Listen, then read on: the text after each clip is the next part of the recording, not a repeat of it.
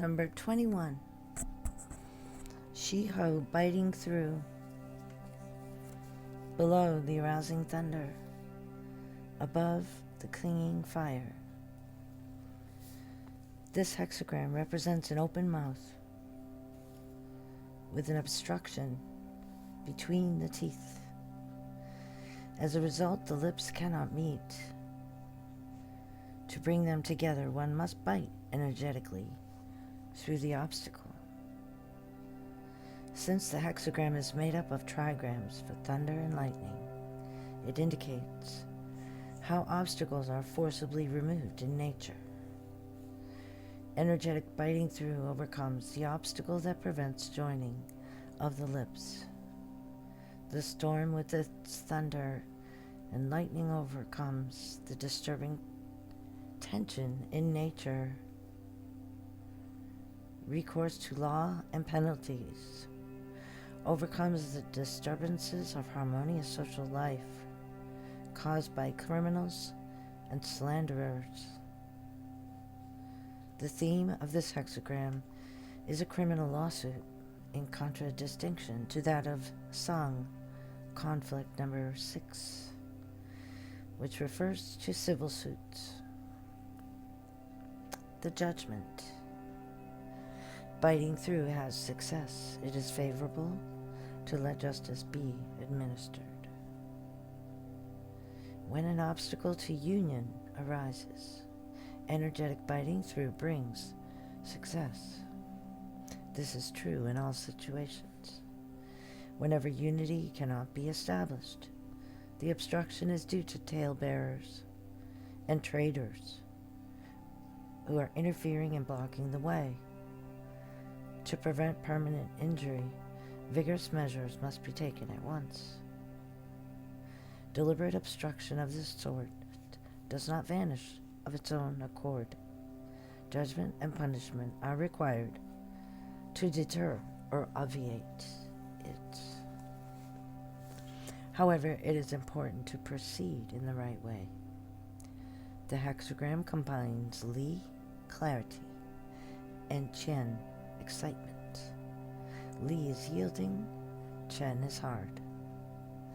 Unqualified hardness and excitement would be too violent in meting out punishment. Unqualified clarity and gentleness would be too weak. The two together create the just measure. It is of moment that the man who makes the decisions, represented by the fifth line, is gentle by nature, while he commands respect by his conduct in his position. The image. Thunder and lightning, the image of biting through. Thus the kings of former times made firm the laws through clearly defined penalties. Penalties are the individual applications of the law. The laws specify the penalties. Clarity prevails when mild and severe penalties are clearly differentiated according to the nature of the crimes. This is symbolized by the clarity of lightning. The law is strengthened by a just application of penalties. This is symbolized by the terror of thunder. This clarity and severity have the effect of instilling respect. It is not that the penalties are ends in themselves. The obstructions in the social life of man increase when there is lack of clarity in the penal codes and slackness in executing them. The only way to strengthen the law is to make it clear and to make penalties certain and swift. The lines. 9 in the beginning means his feet are fastened in the stocks so that his toes disappear. No blame. If a sentence is imposed the first time a man attempts to do wrong, the penalty is a mild one. Only the toes are put in the stocks. This prevents him from sinning further, and thus he becomes free of blame. It is a warning to halt in time on the path of evil. 6 in the second place means bites through tender meat so that his nose disappears. No blame. It is easy to discriminate between right and wrong. In this case, it's like biting through tender meat. But one encounters a hardened sinner, and aroused by anger, one goes a little too far. The disappearance of the nose in the course of the bite signifies the indignation. It blots out finer sensibility. However, there is no great harm in this, because the penalty as such is just. 6 in the third place means bites on old dried meat and strikes on something poisonous, slight humiliation, no blame. Punishment is to be carried out by someone who lacks the power and authority to do so. Therefore, the culprits do not submit. The master at issue is an old one, as symbolized by salted game, and in dealing with it, difficulties arise.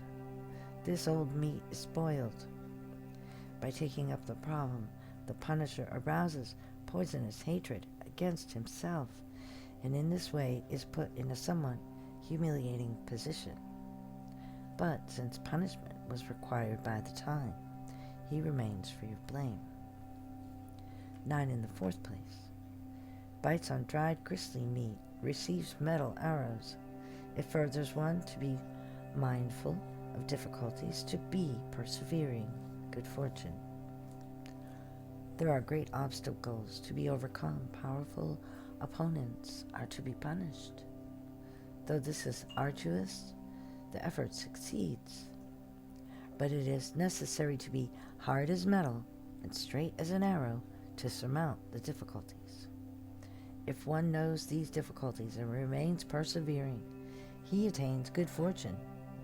The difficult task is achieved in the end.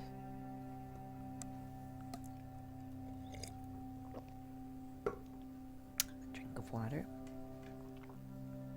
6 in the fifth place means bites on dried lean meat, receives yellow gold, perseveringly aware of danger. No blame. The case to be decided is indeed not easy, but perfectly clear.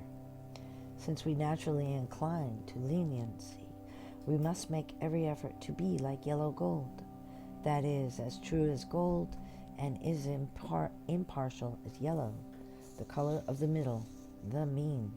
It is only by remaining conscious of the dangers growing out of the responsibility we have assumed that we can avoid making mistakes. 9 at the top means his neck is fastened in the wooden kang so that his ears disappear. Misfortune. In contrast to the first line, this line refers to a man who is incorrigible. His punishment is the wooden kang, and his ears disappear under it. That is to say, he is deaf to warnings. This obstinacy leads to misfortune.